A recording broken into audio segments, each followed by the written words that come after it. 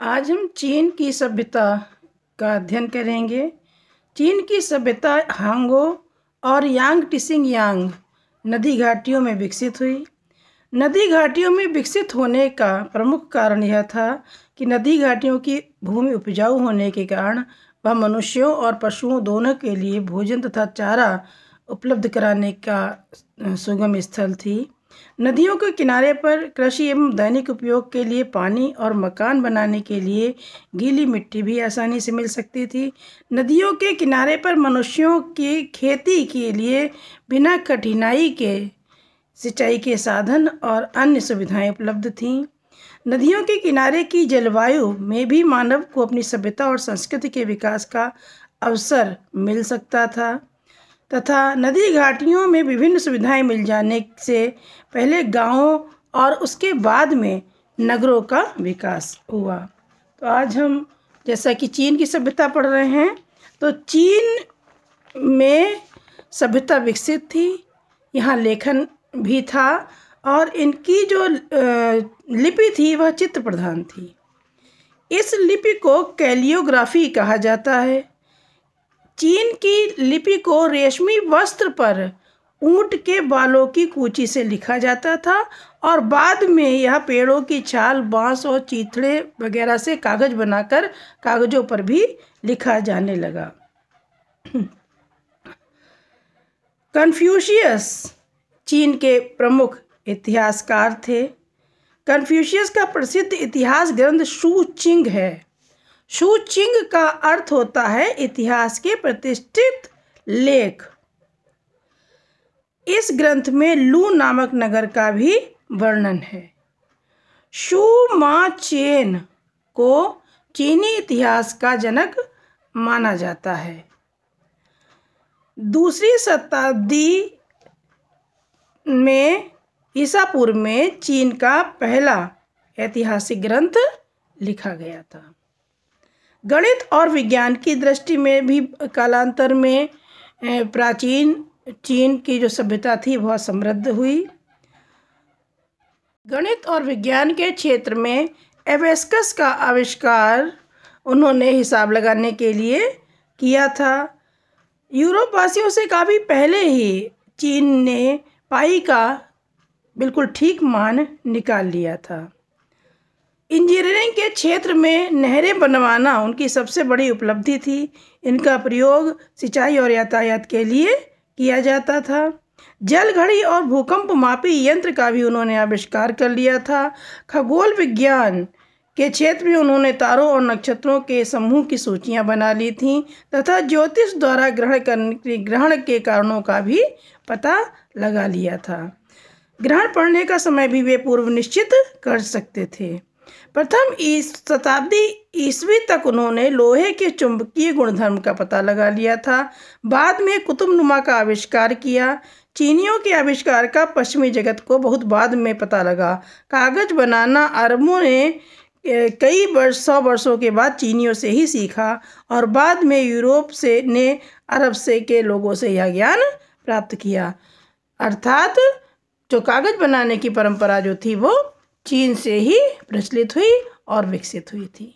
अब हम चीनी सभ्यता में प्राचीन चीनी सभ्यता में धर्म के बारे में जानेंगे। चीन के निवासी पूर्वजों एवं प्राकृतिक शक्तियों की पूजा करते थे। उनका विश्वास था कि मृत शरीर में दो आत्माएं निवास करती हैं, एक जो मृत्यु के बाद शरीर को छोड़कर चली जाती है और दूसरी जो शरीर को दफनाने के साथ में शरीर के साथ ही रहती है। इस धारणा से वे मृतकों को चटाई में लपेटकर दफनाते थे। कब्र में मृतकों के उपयोग के लिए मिट्टी, कांसे के बर्तन, फर्नीचर आदि जरूरी वस्तुएं रख देते थे। राजाओं के मकबरों में लंबे चौड़े एवं नक्काशीदार लकड़ियों से डिजाइन बनाई जाती थी। प्रकृति शक्तियों में वे आकाश, पृथ्वी आदि की पूजा करते थे तथा उन्हें शराब और मांस चढ़ाते थे। उनका मानना था कि इससे फसल अच्छी होती है तथा उनकी मनोकामनाएं पूर्ण होती हैं। वे अपना भविष्य जानने के लिए पवित्र पुरोहित से प्रश्न पूछते थे। इन पवित्र पुरोहितों को दिव्य वक्ता कहा जाता था। दिव्य वक्ता कछुए की पीठ या मवेशियों की हड्डियों में छोटे छोटे छेद करके उसमें आग जलाते थे। जब आग की लपटें इन छेदों से निकलती थीं तो हड्डियों की चटकने की आवाज़ आती थी। हड्डियों के चटकने के ढंग से अनुमान लगाकर प्रश्नों के उत्तर दिए जाते थे। इन दिव्य वक्ताओं का समाज में बहुत सम्मान था। बाद में चीन में कन्फ्यूशियस और ताओ धर्म की स्थापना हुई। हान काल में वहाँ बौद्ध धर्म का प्रवेश एवं प्रसार हुआ। ताओ धर्म के प्रवर्तक लाओत्से थे। लाओत्से का शाब्दिक अर्थ है प्राचीन आचार्य। लाओत्से का जन्म 604 ईसा पूर्व में चीन के हुनान प्रांत में हुआ था। उन्होंने ताओ ते चिंग नाम का ग्रंथ लिखा जिसमें ताओ धर्म की शिक्षाएं संकलित हैं। ताओ का अर्थ है मार्ग, जिस पर चलकर व्यक्ति स्वार्थ मुक्त होकर सरल जीवन के गुणों को ग्रहण कर सके। कन्फ्यूशियस का जन्म 551 ईसा पूर्व में चीन के एक प्रतिष्ठित परिवार में हुआ था। वे गौतम बुद्ध तथा महावीर स्वामी के समकालीन थे। कन्फ्यूशियस परंपरावादी होने के साथ साथ सदाचार के भी पोषक थे। गुरुजनों और पूर्वजों के आदर और परिवार के सदस्यों का संगठन की भावना उनकी प्रमुख शिक्षाएं थीं। उनका कहना था कि समाज निर्माण प्रजापति पत्नी पुत्र पिता भाई भाई और मित्र मित्र के पारस्परिक संबंधों के द्वारा होता है। कोई भी समाज तभी प्रगति कर सकता है जब इन संबंधों में सुधार लाने के लिए निरंतर प्रयास होते रहें। उनकी रची पुस्तकें 5 कालजयी ग्रंथ कहलाती हैं। मानव सभ्यता के विकास में चीनी सभ्यता के योगदान को हम पॉइंट वाइज देखेंगे। नंबर 1, चीन ने ही विश्व में सर्वप्रथम प्रतियोगिता परीक्षाओं की नींव डाली थी। नंबर 2, कागज स्याही और छपाई का आविष्कार करके चीन ने मानव जाति के ज्ञान के प्रसार में महत्वपूर्ण योगदान दिया। नंबर 3, चीन ने ही संसार को रेशम का कपड़ा बनाना तथा मिट्टी के बर्तन बनाने की कला सिखाई।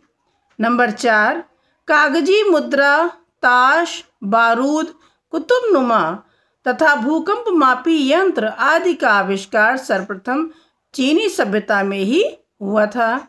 नंबर 5, चीन ने विश्व को ताओवाद तथा कन्फ्यूशियसवाद जैसे धर्म प्रदान किए। नंबर 6, चीन की महान दीवार आज भी विश्व के महान आश्चर्य और संसार का सबसे बड़ा निर्माण कार्य मानी जाती है। नंबर 7, मेसोपोटामिया और मिस्र के समान ही चीन ने भी अपना सौर पंचांग बनाया था। निश्चय ही मानव सभ्यता के विकास में चीनी सभ्यता का बहुत बड़ा योगदान है। धन्यवाद।